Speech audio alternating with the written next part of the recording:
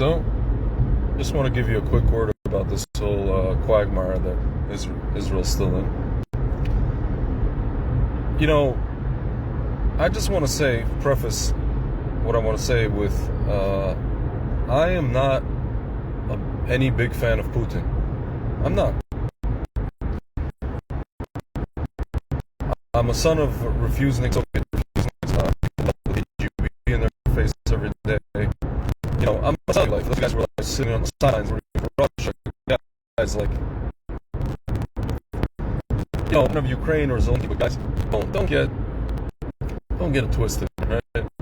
You're dealing with the KGB here. You're dealing with manipulators and saboteurs and people who want to take down America and people want to take down Israel as well. So I'm just going to preface by saying I'm no big fan of this guy, and I'm no big fan of that country either.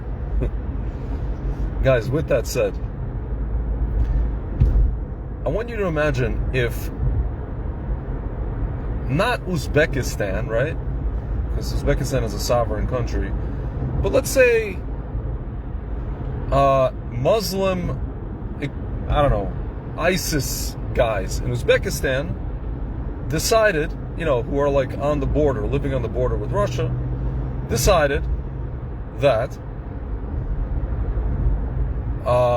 they don't like what Russia's doing in the region. You know, they feel like Russia's encroaching on them. They don't like Russia's regional hegemony or global hegemony, and they decided that they're gonna do something akin to what was done on October 7th to the people living in Russia on the border, inside of Russia. Folks, do you know what would happen? What would this result in if this were to happen?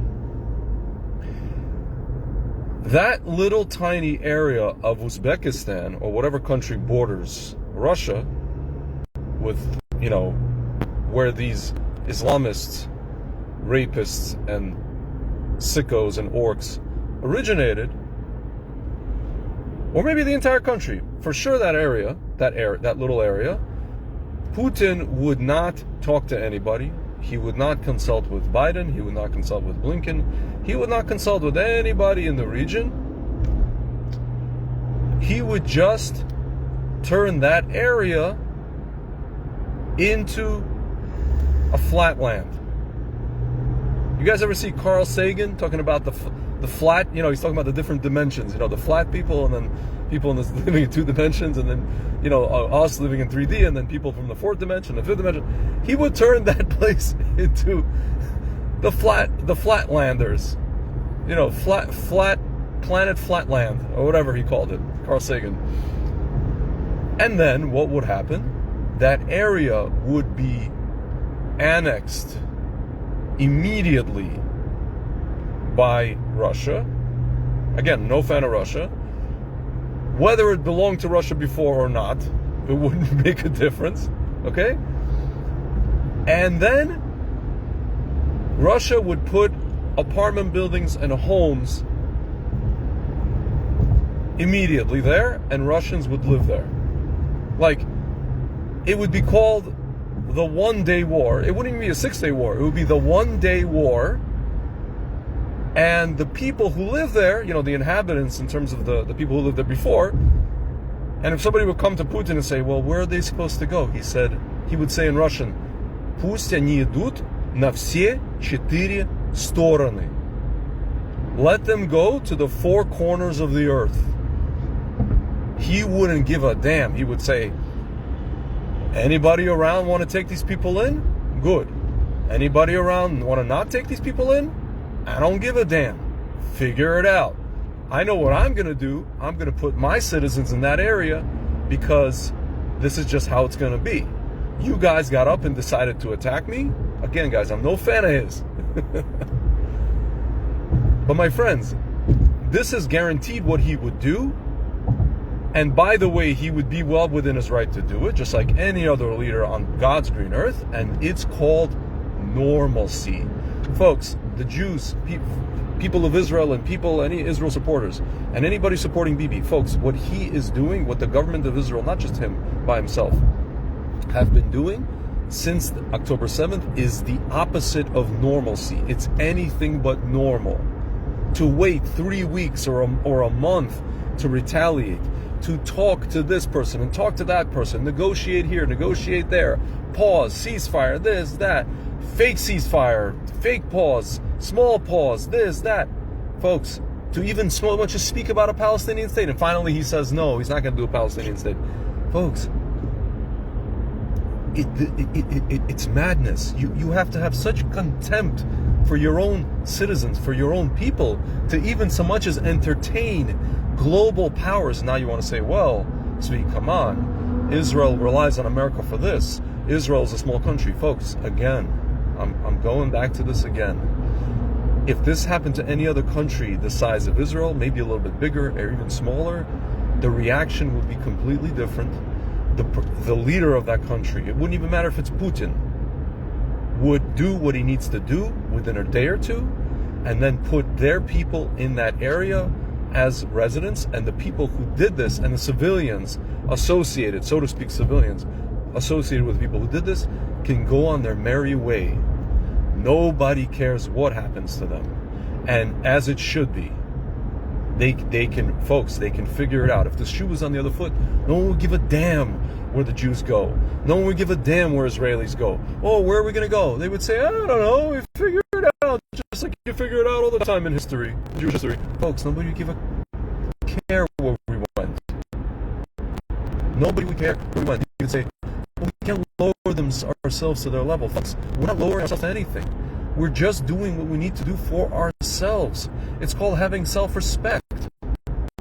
After you've been raped and beheaded and put into ovens and put in, I'm talking about now, I'm not talking about 1940s. I'm talking about now. After your babies were put into ovens, after your women were raped repeatedly, burned, held, captive, embarrassed, humiliated. I mean, that's just a, tip of the iceberg, folks.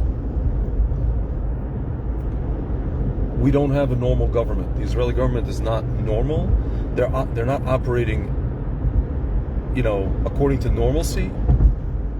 Any other normal country, self-respecting country, I don't want to say normal, self-respecting country, would have turned that place into rubble immediately. The next day, it would be the one-day war. And then the people, the citizens of the country that was attacked, would take up residence in that area, the area of origin of the people who attacked. And that's it. And again, the people, the civilians who are associated with the attackers can go on their merry way. It's their job to figure out where to go. It's not anybody's job. It's not anybody's job. And if the countries around say, well, we don't want to take them in, but yeah, free them, free X, Y, and Z, free the, autonomous area of Uzbekistan or whatever. I'm just, throwing out. But, but I don't want to take them in. Folks, do you understand what kind of horse manure that is?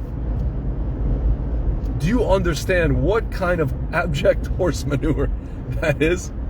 And we're listening to this, and we're putting up with this, and we're adhering to this, and we are kowtowing to this, and we're somehow okay with this. The government is. We are not. Normal people watching this are not. But the government is, because of this, and Biden, and Blink. Folks, oh my goodness. Just halas, as we say. Enough. Anyway, guys, just wanted to, I'm sure what I'm saying, everybody listening knows, but I just wanted to remind you guys. I wanted to just, in the event that people are getting are falling into a stupor, because the Israeli army and the government's been at this and nothing against the army, by the way. I just want to say nothing against the soldiers who are tzaddikim, but guys, we're falling into this kind of demoralized stupor. I can tell, I can see. And in the event that that's the case, I just want to remind you guys that there's a reason. The reason is our government is not a government. And it's not for, it really is not for its people. Maybe there's a couple of people who are for the people, but by and large, it's not for the people. The Israeli government, it's not. If they were, They wouldn't have waited 3 weeks to retaliate, and they would not, and this whole thing would be over, and our people would take up residence in Gaza, as they should, because it's ours. That's what's supposed to happen. That's exactly what's supposed to happen. Well, my friends, that just goes to show we have to rely on Hashem. We can't rely on anybody else.